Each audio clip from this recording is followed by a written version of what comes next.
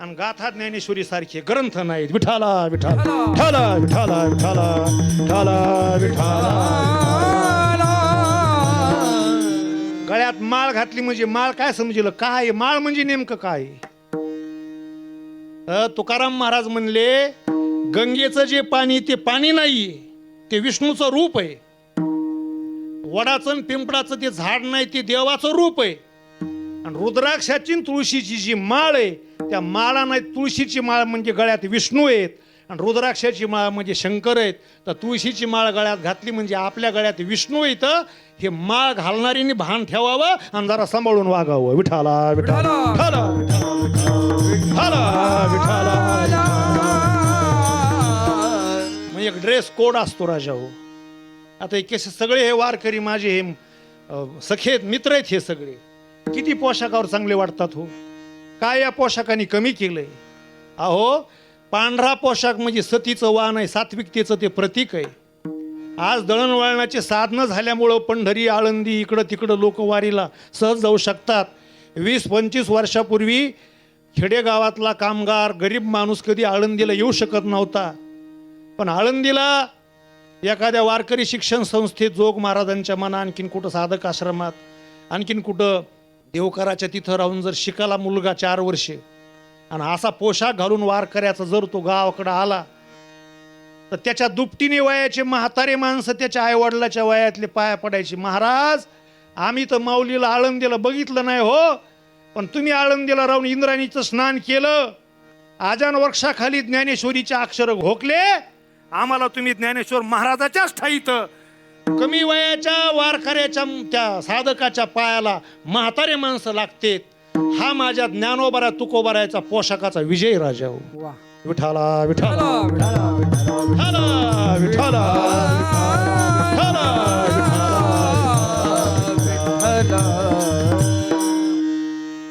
पूर्वी एक माणूस ग्रामीण भागातला मुलीचं लग्न पुढं होतं म्हणून त्यांनी काय सोनं खरेदी केलं आणि बसने एका स्टॉपला उतरला.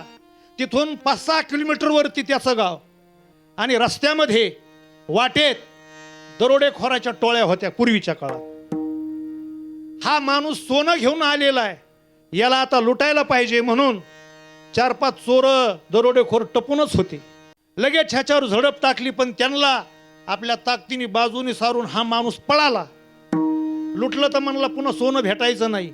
ते 4-5 चोर त्याच्या मागं पळत होते, पण हा माणूस वेगात पळाला.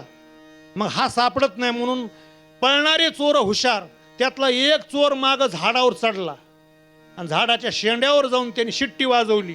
म्हणजे पुढच्या आपल्या कॅप्टनला, मोहरक्याला त्यांनी सावध केलं. दुसरी शिट्टी वाजवली म्हणले माणूस का सापडायचा नाही, तुम्ही एकटेच आहेत. मग पुढचा जो मोहरक्या होता त्यांनी लगेच असा वारकऱ्याचा पांढरा पोशाख धारण केला, ऊर्ध्व पुंड्र गंध लावला, टोपी घातली आणि एक चटई आसन टाकून पुढे ज्ञानेश्वरी मांडून बसला. हा पळत जे माणूस आला याला वाटलं हे महाराजाचा आश्रम आहे का.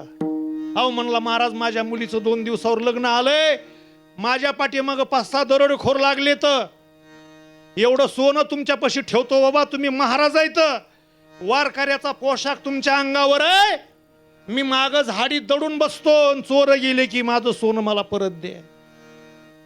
चोराच्या मोहरक्यापाशी सोनं ठेवलं या माणसाने आणि मागून हे चोर आले म्हणले हे तर आयतच जाळ्यात अडकले म्हणले. आता पण अर्धा पाऊण तास वारकऱ्याचा महाराजाचा पोशाख अंगावर घातल्यानंतर आणि या पोशाखामुळे या माणसाने ओळख नसताना माझ्याजवळ एवढं 10-5 तोळे सोनं ठेवलंय. त्या चोराचा कॅप्टन आहे, त्याच्या बुद्धीत फरक पडला आणि आपल्या आलेल्या चोराला तो म्हणला बाबा आपल्याला कुठेही चोऱ्या करता येत्यानं, पण माझ्यावर नाही. पण हा ज्ञानोबाऱ्या तुकोबाऱ्याच्या ड्रेसवरती, ह्या पोशाखावरती विश्वास ठेवलाय, त्याला मागून बोलवा आणि सोनं द्या. चोराला कळत या पोशाखाची उंची कमी होऊ देऊ नये. विठाला विठाला विठाला विठाला विठाला विठाला विठाला विठाला. म्हणून आपल्यावरती जबाबदारी तलवारीच्या धारेवून चालल्यासारखं सतीचं वाण आहे राजा हो. वारकरी होणं आणि महाराज होणं म्हणजे, म्हणून तुकाराम महाराज म्हणले झालात गायक, झालात वादक, झालात वारकरी, झाला कीर्तनकार, पण संभाल यारा. मित्रा जरा सांभाळून राहा. आणि कशात सांभाळून राहा? उप्पर तले उप्पर या जिभेला सांभाळा. कारण देवाने इंद्रिय देताना आपल्याला कान 2 दिलेत आणि तोंड 1 दिलं. याचा अर्थ असा आहे 2 कान दिलेत म्हणजे जास्तीत जास्त ऐका आणि 1च तोंड दिले म्हणजे कमीत कमी बोला. पण माणसं ऐकत येत कमी बोलत येत जास्त. आणि सांगूच तुम्हाला, आज माणूस नैसर्गिक राजकीय सामाजिक नशिबाच्या प्रारब्धाच्या दुःखापेक्षा त्याचं तोंड नीट नाही म्हणून जास्त दुःखी. विठाला विठाला विठाला विठाला विठाला विठाला. तुम्हाला बगळा नावाचा प्राणी माहिती आणि पोपट सुद्धा माहिती. पण इमानदारीने सांगा, बगळा नावाचा प्राणी त्याला कुणी पकडलंय आणि पिंजऱ्यात बंद केलंय असं कधी झालंय का? बगळ्याचा रंग कसा असतो? पांढरा. म्हणजे बगळे कधी पिंजऱ्यात अडकतच नाहीत असा त्याचा दुसरा अर्थ आहे. बगळा पिंजऱ्यात अडकत नाही, बगळ्याला पिंजऱ्यात का टाकीत नाही त्याचं कारण आहे बगळा बोलत काहीच नाही, मौन धारण करतो. पण कोकिळान पोपट गोड बोलत असल्यामुळं, पोपट तर लय गोड बोलतो आणि त्याच्यातल्यापेक्षा जुन्या पोपटापेक्षा नवीन पोपट तर महाराष्ट्रालाच येड लावतो बाबा. त्याच्यामुळं त्या पोपटाला महिनेला माणसं कोकिळेला उचलून पिंजऱ्यात टाकतात तर बोलल्यामुळं ते बंदीत पडतात आणि बगळा गप बसल्यामुळं मोकळा हिंडतो. म्हणून सुभाषितकारांनी सांगितलं आत्मनो मुख दोषेन बद्धन्ते शुक सारिका बकास्तत्र न बद्धन्ते मौनम सर्वार्थ साधनम. म्हणून कधी गप्प बसणं बरं आहे जरा. आता सांगतो तुम्हाला, तोंड नीट नसल्यावर कसे माणूस फटके खातो ते. अशा आपल्या शहरी भागातून एका कॉलनीतून 2 माणसं चालली. एक माणूस चांगला जाडजूड होता आणि एक माणूस उगा आपला उदबत्ती छाप.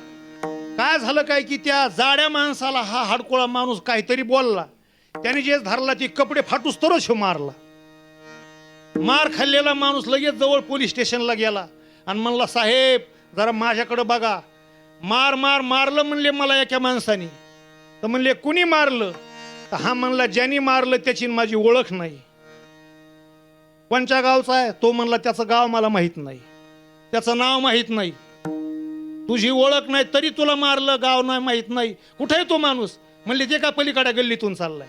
मग ते PS आहे म्हणले पलीकडे गल्लीतून अनेक माणसं चालले तर पण तुला ज्यांनी मारलंय त्याचा रंग कसा आहे, उंची किती आहे, त्याचं शारीरिक वर्णन कर जरा म्हणजे त्याला पकडून आणता येईल. तर मार खाल्ल्याला माणूस जास्तच थरथर कापायला लागला. म्हणला साहेब त्याच्या नुसत्या तोंडाचं वर्णन केलं तर त्याने इतकं हाणलंय म्हणले मला, आणि सगळ्या शरीराचं वर्णन केल्यावर तर लाकडं गोळा करायचंच काम आहे.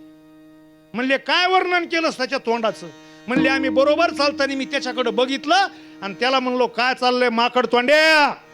बघा या आता एखाद्या अनोळखी माणसाला तुम्ही माकड तोंड्या म्हणल्यानंतर तो नाही कपडे फाटूस तर हाणायचा.